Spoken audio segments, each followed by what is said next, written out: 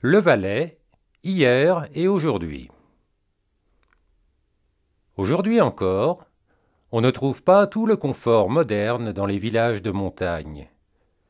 Mais il y a 100 ans, le contraste entre la ville et la montagne était encore plus grand.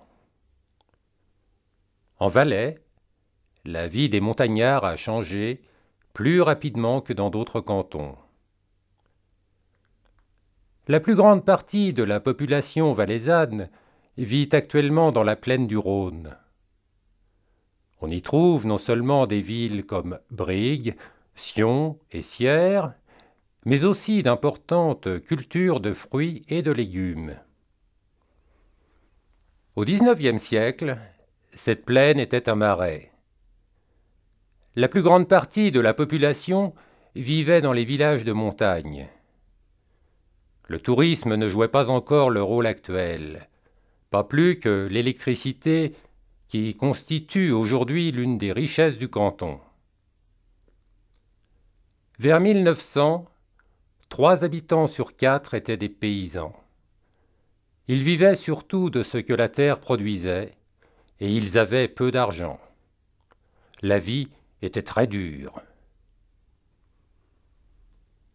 L'hiver, la neige couvrait les champs et isolait souvent les villages. On travaillait à la maison ou à l'étable. Les familles passaient les longues soirées près du feu. Les femmes tissaient, les hommes réparaient les outils. On se racontait des histoires, car on ne connaissait pas encore la radio et la télévision. L'été, on se levait et on se couchait avec le soleil.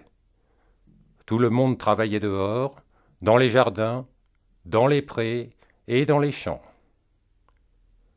On menait les bêtes aux alpages. Les enfants travaillaient aussi.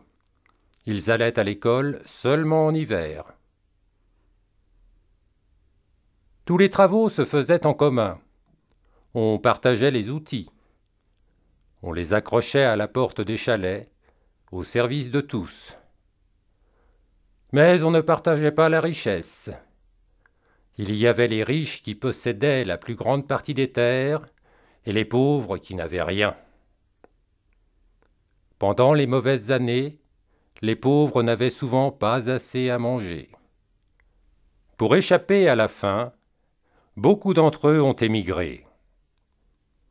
Aujourd'hui, personne ne veut plus vivre dans cette pauvreté.